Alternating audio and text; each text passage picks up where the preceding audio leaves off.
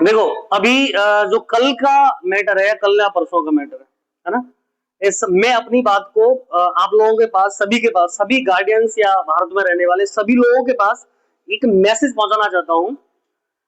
आपने सुना होगा कि अंजना ओम कश्यप जो भारत की वरिष्ठ पत्रकार हैं या बीजेपी की प्रवक्ता हैं, ये तो आप ही फैसला कर लीजिए। अच्छा ये बताइए, उन्होंने क्यों कहा प्राइवेट या जो टीचर्स हैं जो ऑनलाइन पढ़ाते हैं उनके बारे में क्यों बोला? आपने कभी दिमाग लगाया? आपने कभी सोचा क्यों बोला है?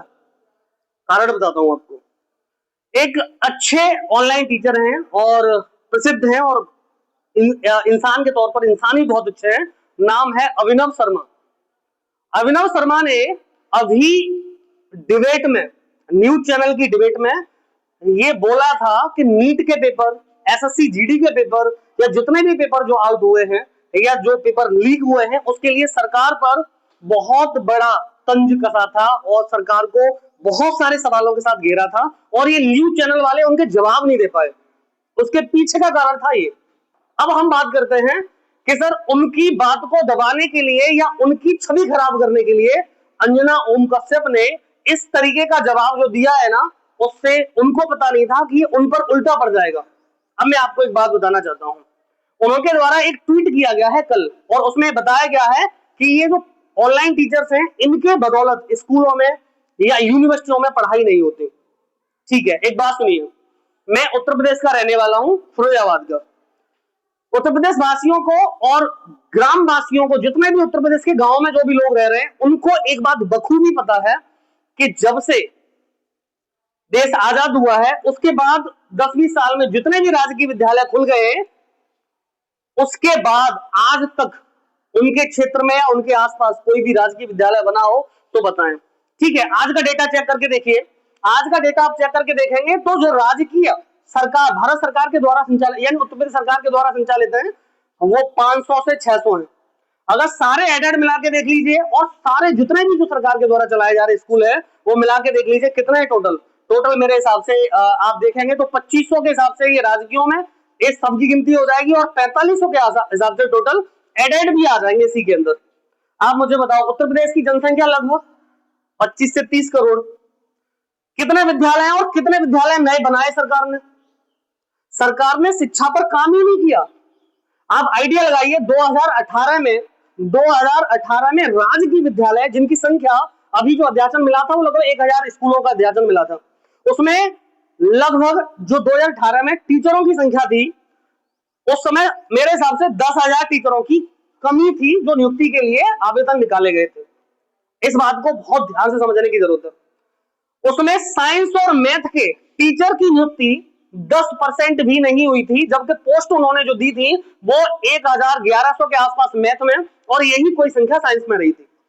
मैं आइडिया लगाऊं, साइंस में 60 बच्चों का और मैथ में भी कुछ 100-200 के आसपास का यही करेक्ट डेटा है, आप चेक करके देख लीजिए। ये पद भरे गए थे, बाकी के सारे पद खाली चले गए। उसके पीछे का कारण क्या है उस पर भी हम लोग बात करेंगे। अब मुझे बताइए 2018 से लेकर आप 2026 है, इन राजकीय विद्यालयों में क्या चल रहा है? मतलब उन साइंस टीचर्स, उन मैथ टीचर के जगह पर कौन पढ़ा रहा है ये बताएं। और अगर 2018 में जो टीचर्स नियुक्ति नहीं हुई तो दोबारा आवेदन क्यों नहीं लिए गए? ओके, कोई बात नहीं, यहां से बात आगे बढ़ाते हैं। अभी 6 महीने पहले उत्तर प्रदेश लोक सेवा आयोग के द्वारा इन्हीं राजकीय विद्यालयों में टीचर्स के लिए फिर से आवेदन लिए गए और आवेदन लेने के बाद बच्चों को 2 महीने का समय दिया और 2 महीनों में इन्होंने पेपर ले लिया। पहले पेपर वही रखे आवेदन के बाद, जस्ट जो साइंस और मैथ के थे उनको पढ़ने का मौका नहीं दिया गया और फिर से वही हाल हुआ कि साइंस की पोस्ट थी 1351 और मैथ की पोस्ट थी कुछ 1000 या 1100 के आसपास, एग्जैक्टली नहीं डेटा याद है लेकिन 1000 या 1100 के आसपास। उनमें साइंस के बच्चे जो भी थे प्रिलिम्स, पहले तो उन्होंने एलटी में केवल एक ही, जो राजकीय विद्यालयों में टीचर के लिए भर्ती कर रहे थे उनमें केवल एक ही एग्जाम था। इन्होंने जैसे ही आवेदन निकाला और बोल दिया हम 2 एग्जाम लेंगे, एक प्रीलिम्स लेंगे एक मेंस लेंगे। इन्होंने आइडिया नहीं लगाया 2018 में मैथ और साइंस के टीचर पहले से भर्ती नहीं है, कमी है वहां पर, और उन्होंने एक इस प्रकार का और ना ही उसका पैटर्न दिया कि मेंस में कैसा पेपर लेंगे, ये कोई आइडिया नहीं है।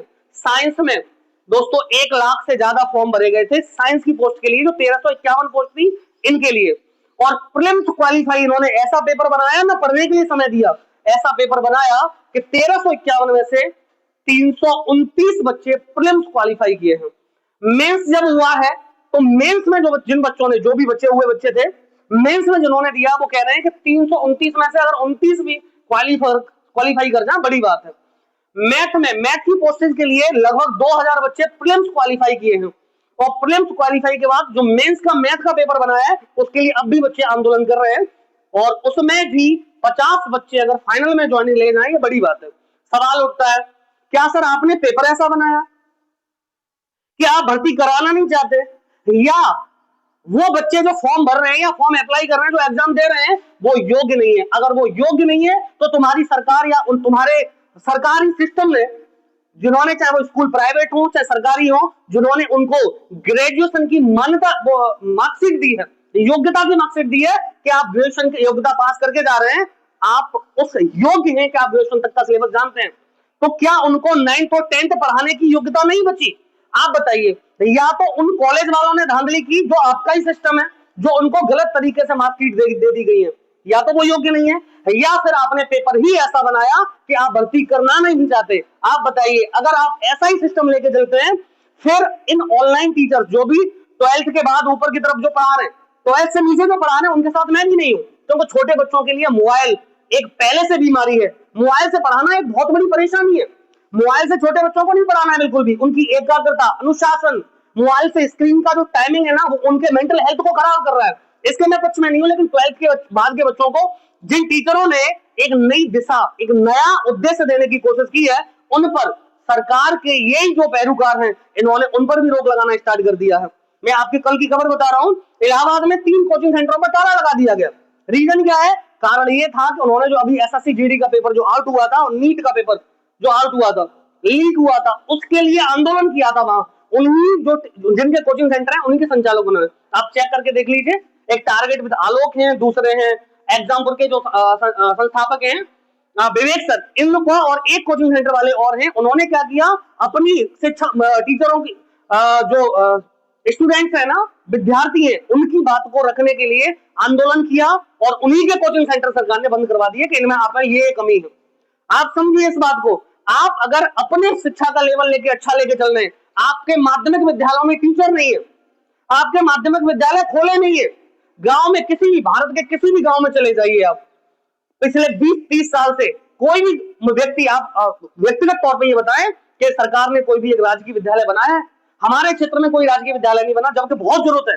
एक राजकीय विद्यालय, माध्यमिक विद्यालय की भी जरूरत है, दूसरा एक डिग्री कॉलेज की भी जरूरत है, लेकिन स्नातक का भी कॉलेज राजकीय बनना चाहिए, सरकारी बनना चाहिए। नहीं, वोट लेने के लिए जब भी नेता एमपी एमएलए आते हैं, यहाँ हमारी जो हमारे लोग हैं, यहाँ के जो भी स्टूडेंट के जो पेरेंट्स हैं, वो सवाल नहीं करते इस बात पे, उनको पता नहीं क्या चाहिए, किस तरह की सिचुएशन कर रखी है। दूसरा, नेक्स्ट टाइम इस बात का विशेष गौर करें कि अगर हम अपनी शिक्षा व्यवस्था में सुधार लेके आना चाहते हैं, तो सबसे बड़ी बात है कि आपको सरकारी सिस्टम को सुधारना पड़ेगा। अगर जब तक सरकारी सिस्टम नहीं सुधरता है, शिक्षा व्यवस्था नहीं सुधर सकती है। अब रही बात प्राइवेट स्कूल वालों की, प्राइवेट स्कूल वालों को लेके जैसे जो भी है, एक हवा बना दी जाती है, अंत में एक समय ऐसा आ जाता है जहां प्राइवेट स्कूल की इस प्रकार की सिचुएशन लेके चलते हैं कि ये तो लुटेरे हैं, ये है, ये वो है। मैं प्राइवेट स्कूल वालों का दर्द अगली वीडियो में बताता हूं, इसलिए ध्यान रखें। ये जितना भी जालसाज फैलाया जा रहा है, वो केवल और केवल यही इशू है कि अभिनव शर्मा ने डिबेट में जाके ये बोला गया था, ये अंजना ओम कश्यप ने इसलिए बताया घेरा है, और ये बात उन्होंने गलत व्यक्ति से या गलत लोगों से पंगा ले लिया। जो लोग आज देश में थोड़ी बहुत जो भी शिक्षा उन्होंने बनाए रखी है, वो उन्हीं की बदौलत है। सरकार ने तो पूरा सिस्टम खराब कर दिया है। अब सवाल करते हैं कि सर एक बात बताइए,